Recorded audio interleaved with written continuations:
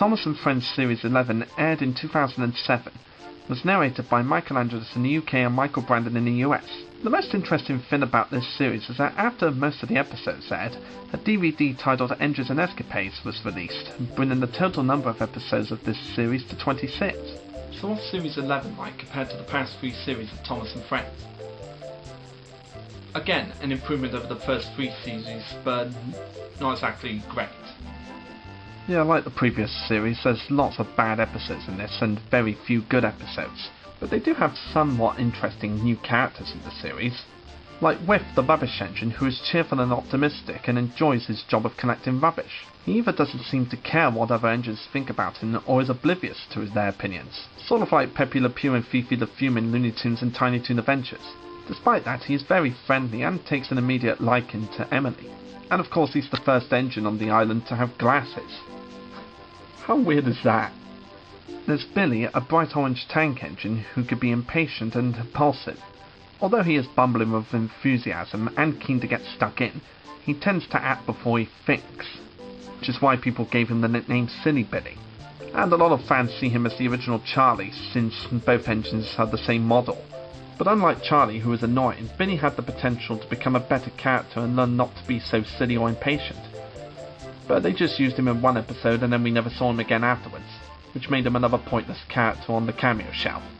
There's Hector the truck, who used to be mean and aggressive to hide his fear of being filled with coal. But thanks to Thomas, he learned that there's no need to be scared and is now friendly and helpful to the engines. I find it quite interesting how they introduced a truck that wasn't troublesome like the other troublesome trucks and had a fierce appearance to him, but was quite soft on the inside. It's just a shame that they didn't give him more episodes to develop his personality after that. Which is a real shame, because I find him to be one of the most interesting trucks on the island. A truck who seems to be aggressive on the outside, but is actually really kind on the inside. I just think that's really interesting. And it's a real shame that they never saw him again for the rest of the series. And I know you think I'm going to be crazy for saying this, but I actually think that Michael Brandon's Hector voice is better than Michael Angelis's. What is wrong with you? Mostly with the roaring keep away bit. Just listen to these two side by side. Keep away! Keep away! Now obviously because Michael Angelis was aging at the time, he didn't have that much energy. So he just really sounded like some old guy trying to be scary but not really succeeding.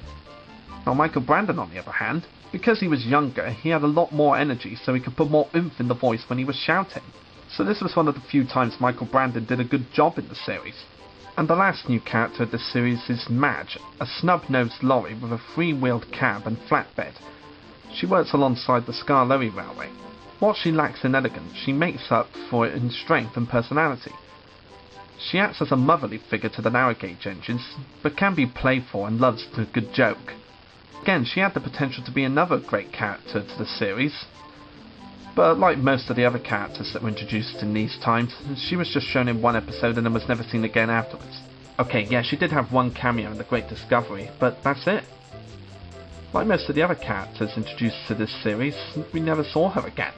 Like I said before, some episodes from Series 6 were aired on DVD exclusively, and never aired on TV until 2008, and these episodes would be 6 narrow-gauge engine stories.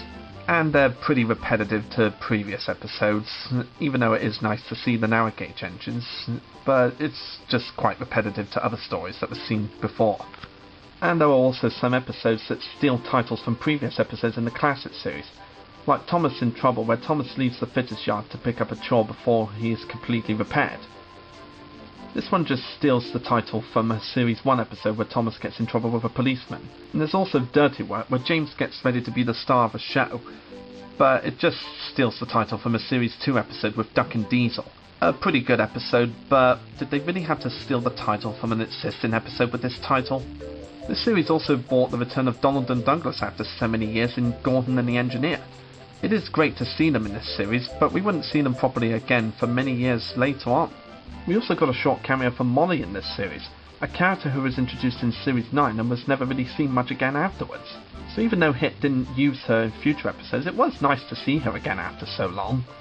It's obvious that most of the classic characters were being brought back for this series because they wanted to pander to the classic fans of the show.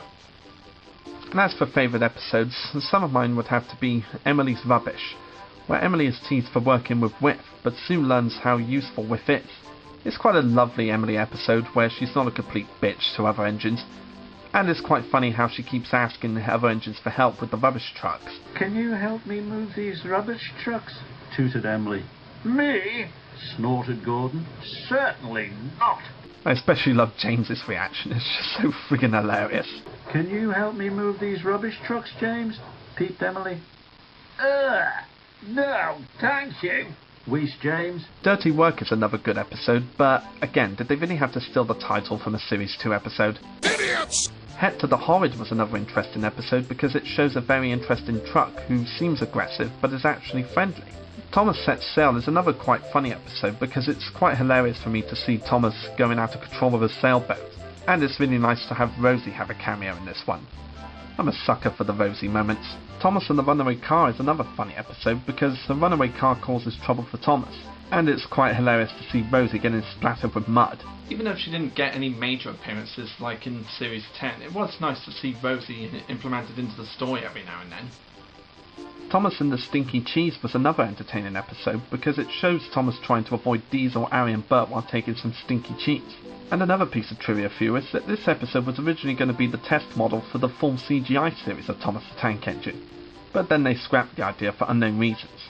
The Series 11 is a good enough series, but not exactly great when you compare it to the classic series. And this is getting quite repetitive, isn't it? So Series 11 is an improvement from the past series, but it's still pretty half-assed when you compare it to the classic series episodes. And like the previous seasons, I'd say go for the good episodes and skip all the bad episodes, or if they're not to your taste, just go to the classic series in the Andrew Brenner era. But I guarantee you'll enjoy some of the episodes that I've listed, as they're quite entertaining and funny as well.